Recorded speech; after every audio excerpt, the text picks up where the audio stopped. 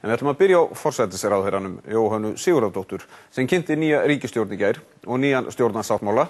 En í hann vantar að margra mati skýrar aðgerðir fyrir heimilin. Við spyrjum Jóhönnu út í það, hina umdeildu fyrningarleið, Evrópumálin og fleira. En Jóhanna sest hjá Helga. Velkomin Jóhanna. Byrjum bara á þessu með aðgerðir í þá heimilana. Þið hafið í þessu stjórnarsáttmála bætið í rauninni engu við það sem að þið hafið áður gert og inniheldur þessa greiðslujöfnun og hækkun á vaxtabótum og því. Hefði ekki verið skynsamlegt að taka fastar á þeim málum og koma meira til móts við þau heimili sem eru í bráðavanda? Það sem segir skýrt og afdráttarlaus í þessum stjórnarsáttmála er það ef það kemur í ljós núna bara á næstu vikum, kannski 1, 2, 3 vikum, við erum að vinna málið með Seðlabankanum að fá nýjar upplýsingar, að þá munum við grípa til frekari aðgerða og við munum þá gera það í samráði við aðila vinnumarkaðarins sem við viljum vinna mjög náið með núna á næstunni, kjarasamningar eru lausir 1. júlí, þannig að við munum fara yfir það með aðila vinnumarkaðarins hvernig og hvort þurfa að grípa til frekar aðgerðar. En staðreyndin er samt svo að þær aðgerðir sem við höfum gripið til, þessar 15 aðgerðir, eru þess eðlis að enginn á að hafa þyngri greiðslubyrðir sem ekki bætt við til lánum eftir hrunið heldur en var áður en við fórum í þessar hremmingar í október. Þetta á alveg að ná utan það þessar aðgerðir, en ég ger mig fyllilega ljóst og fullan skilning á því að það eru mörg heimili hér sem eru í miklum vanda. En ef að fólk skoða vel þessar aðgerðir, þá held ég að flestir ætti að finna aðgerðir það sem að taka á þeirra vanda, en komið það í ljós. Það er alveg skýrt að þá munum við taka á málunum. Og kannski er Helgi líka mikilvægast fyrir heimilin í landinu sem er megin áherslan lögð á í okkar sáttmála og ekki síst í þessari 100 daga áætlun sem nú svolítið nýbreytni að leggja fram. Það að endurreisa hér efnahagslífið og atvinnulífið og það skila sér til heimilana vegna þess að við verðum að geta dregið úr þessu atvinnuleysi sem við búum við, sem er mikið. Tæplega 17.000 manns sem er atvinnulaust en samt var ég mér til mikillar ánægju að sjá í dag að 4.000 til 5.000, nálega 5.000 af þessum 17.000 eru með einhvers konar atvinnu gegnum hlutastörf, gegnum námstengd störf og átaksverkefni sem þessi ríkisstjórn fór í á þessum dögum sem að hún var í minnihlutastjórn. Og það sem er athyglisvert líka í þessari 100 daga áætlun sem við setjum fram, þar eru 50 aðgerðir sem við ætlum að grípa til á 100 dögum og það er svona álíka margar aðgerðir eins og við fórum í á þessu 80 eða 90 daga minnihlutastjórn og það eru allt aðgerðir. Og ég legg áherslu á það sem munu skila sér í því að við munum sjá hér endurreisn efnahagslífsins, endurreisn á bankakerfinu núna á næstu mánuðum. Við munum fara mjög skipulega og markvisst í þetta og við viljum setja fram svona áætlun þannig að fólk og fjölmiðlar og allir geti fylgst nákvæmlega með því hvernig við ætlum að hrinda þessu í framkvæmd lið fyrir lið. Bankastjórar ríkisbankana voru í síðustu viku hjá okkur og þeir voru að tala það að þessir efnahagsreikningar yrðu væntanlega til núna á næstu 2 mánuðum eða svo. Það var svona á þeim að heyra að það gæti jafnvel þurft að grípa til þess að fella niður skuldir að einhverju leyti. Sú hugmynd sem meðal annars hefur komið fram hjá talsmanni neytenda og var svo áður í talsvert öðrum dúr hjá Framsóknarflokknum. Finnst þér að hún gæti komið til greina í einhverju mynd, einhverju skuldaniðurfellingu? Þú ert að tala fyrir heimili. Já. Sko það er náttúrulega alveg ljóst að gegnum þessa greiðsluaðlögun sem við erum að setja af stað að þar verður örugglega eitthvað afskriftir og það er reiknað með því inn í bönkunum að geti orðið afskriftir hjá einhverjum hluta einstaklinga og fyrirtækja þannig að það er líklegt að hjá þeim hópum sem verst eru staddir að það þurfi að grípa til aðgerða og afskrifta sérstaklega í gegnum þá greiðsluaðlögunina. Sjávarútvegsmálin, það hefur verið, viðbrögðin hafa verið blendin gagnvart þessum tillögum ykkar varðandi þessar svokölluðu fyrningu. Bæjarstjórnin í Vestmannaeyjum held ég var álykta, Grindvíkingar hafa lýst sig andvíga og svo þetta útgerðarmenn. Hafið ekki ákveðnar áhyggjur af því að sú staða sem sjávarútvegurinn í dag og með lækkandi fiskverði og og auðvitað þungum byrðum sem þar eru, að bara sú ákvörðun ykkar að segjast ætla að gera þetta þó það sé ekki að fara að gera strax, að það muni hafa mjög slæmar afleiðingar fyrir sjávarútveginn? Já, menn verða að líta á það að við erum í mörg áratugi búin að búa við það er ósátt sjávarútvegsstefnuna og kvótakerfið. Og þessi flokkar sem nú eru teknir við í meirihluta sem félagshyggju og jafnaðarmannastjórn sem er bara, ég ætla að halda til haga, þetta í fyrsta skipti í 8-10 ár sem að ríkisstjórn í meirihluta sem ekki með Framsóknarflokkinn og Sjálfstæðisflokkinn innan borðs. Og það eru þessi tveir flokkar sem mest hafa reynt að halda í þessa fiskveiðistjórnarstefnu sem við höfum lifað við of lengi. Og við munum auðvitað taka tillit til þess. Við vitum alveg að skuldastöðu sjávarútvegsins. Við vitum að veðsetningun inn í bönkunum. Við vitum að þetta viðkvæmt mál fyrir sjávarútveginn. Og við munum auðvitað vinna í samræmi við það, taka þessa aðila til okkar, ræða við þá, hvort við getum fengið einhverja niðurstöðu, ég veit hún getur kannski aldrei orðið sameiginleg, en þó þannig að það sé skoða hvernig við getum náð sátt í þessu. Þeir viðurkenna held ég, margir sem í sjávarútvegi að það þarf að fara að skoða framsalið og veiðiskilduna og það liggur alveg fyrir að innköllunin alveg nauðsynleg og við munum fara í það ásamt endurúthlutun á þessum veiðiheimildum. Hvernig ætlaði að framkvæma þessa endurúthlutun? Það virðist ekki alveg vera ljóst hjá okkur. Er það ekki svolítið bagalegt að þið skuluð ekki hafa hugmyndir um það? Lykilatriði 2 eru skýr í okkar stefnu. Það að það verður innköllun og endurúthlutun og hún skeður á 20 ára tímabili og síðan það að við byrjum á þess að fiskveiðiárinu í september 2010 og þetta eru 2 fastir punktar í þessari stefnu okkar. Síðan endurúthlutunin að það þarf að skoða hana. Ég býst við að vera stofnaður auðlindasjóður þar sem innköllunin fer fram og verður endurúthlutað í.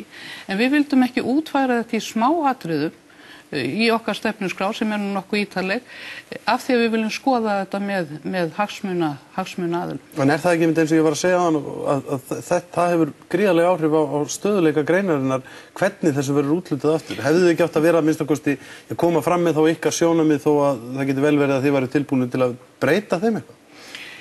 Sko, þetta eru 2 fastir punktar eins og ég var að segja. Síðan viljum við bara skoða þetta í sátt við greinina. Við gerum okkur grein fyrir fjárfestingum margra aðila í þessu. En við skulum líka skoða hvað þeir sem hafa verið svona leigulíðar að því varðar sjávarútveginn, hvað þeir hafa þurft að búa við í kostnaði við það að kaupa þessa veiðiheimildir af þeim sem eru með það. Sumir hverjir sem nýta þær einu svona ekki.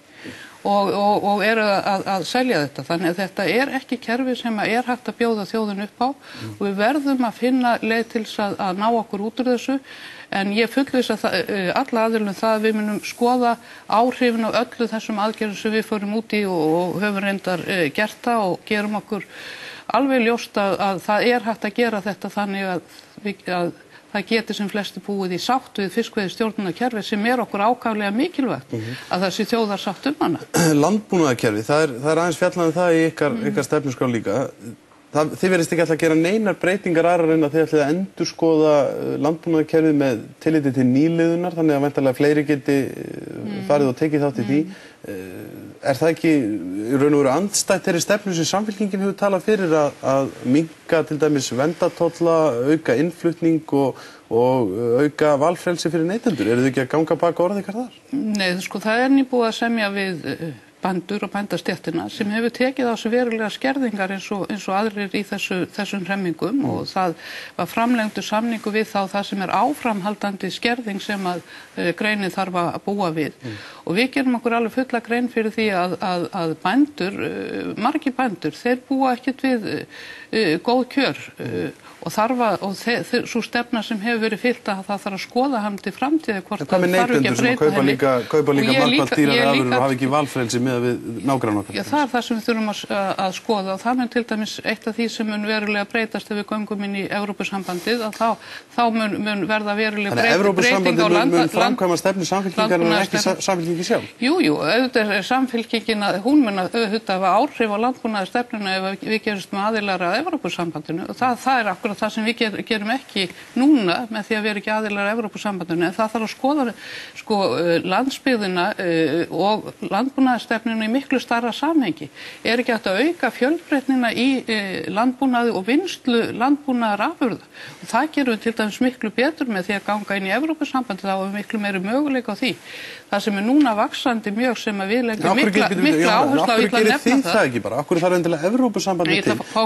Þið eru að setja upp stefnu núna í landbúnaðarmálum sem er nákvæmlega sama stefnan með einhverjum örfáum aukasetningum við það sem eru við líðið hérna í 30-40 og löngu áður en að ég fættist. Já, sko, við viljum sjá breytingar á landbúnaðarstefnunum. Ekki í stefnuskránni. Við viljum sjá það sé dregið úr þessum höftum sem að verið hafa og það gerum við með inngöngu okkar í Evrópusambandið. En síðan verður athugað það að þegar við erum að skoða byggðirnar, landbúnaðin og allt í heild sinni, þá svo hægt að gera svo miklu meira og fleira.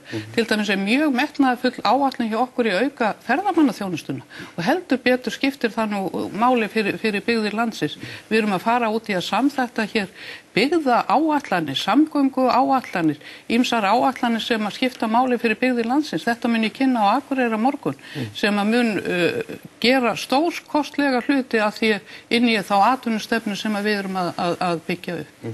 Aðeins varðandi stóriðjumálin, af því að það hefur nú ekki alltaf verið alveg klárt hvað Samfylkingin vill í stóriðjumálum og það verður eiginlega að segja stefnins að það kristallast svolítið í því þegar maður les þessa stefnuáætluningar. Við talaðum einhverja rammaáætlun orkunýtingu en það er ekkert minnst á einstaka verkefni þar. Hvað viljið þið til dæmis gera með Bakkaálfið?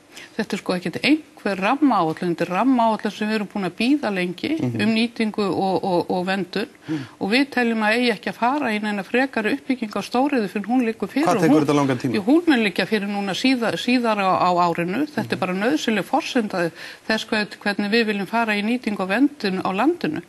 Og varðandi stóriðina þá í gangi náttúrulega í Helguvík, framleiðni aukning fyrirsjáanleg í Straumsvík, en það má nýta orkuna með margvíslegum öðrum hætti heldur en að fara hér að reisa hér álver og varðandi Bakka þá náttúrulega staðurinn að fá að nýta þá orku sem fyrir þó þess ekki endileg uppbyggingu á stóriði þar. En ef þau vilja fara í stóriði og við skulum sjá til hvað skeður þar, hvort að þessi samningur verði þetta sem liggur fyrir verði endurnýjað núna í haust. Mun þú beita þig fyrir því að þetta verði endurnýjað og það verði haldið áfram með þeirri vinnu? Ég mun beita mig fyrir því að orkan sem þarna til staðar, hún nýtist heimamönnum og það finnst mér bara hægt með margvíslegum hætti heldur en að fara beint út í stóriði. Ég ætla að spyrja þetta, myndu beita þig fyrir því að það verði haldið áfram þeirri vinnu sem við álverið á Bakka? Við skulum skoða hvernig rammaáætlunin og við skulum skoða hvernig sá samningur sem að núna þessi endurnýjanlegi samningur, það hægt að endurnýja hann. Hvernig það lítur út, hvort það sé áhugi hjá framkvæmdaaðilum að endurnýja hann og svo framvegis. Ég vil ekkert gefa mig fyrirfram í því efni, en lykilatriði í mínum huga sem að ég býð eftir þessi rammaáætlun. En áhugi hjá stjórnvöldum, íslenskum stjórnvöldum fyrir því að fara út í það verkefni með framkvæmdaaðilunum á Húsavík? Ég bara veit ekki hvernig það má liggur en það sem við þurfum að fara út í varðandi bara orkustefnuna, að fara meira út í endurnýjanlegu orku og vinnslu á því sviði. Það ekki allt bara stóriðja að því varðar orkustefnun og orkumálinu og sem auðvitað stór hlut af okkar atvinnustefnu. Aðeins varðandi aðhaldi ríkisfjármálum, því það svona, ég gef mér það allavega að þið hefðu viljað taka við þessir vinstriflokkar í fyrsta skipti í 80 ára og sögu við kannski betri aðstæður þar. Þið hafi heldur ekki alveg talað skýrt það. Þið talið eitthvað sem heitir blönduleið við að ná hér niður, fara út í niðurskurð. Geturðu sagt mér hvaða skatta þú ætlar að leggja á?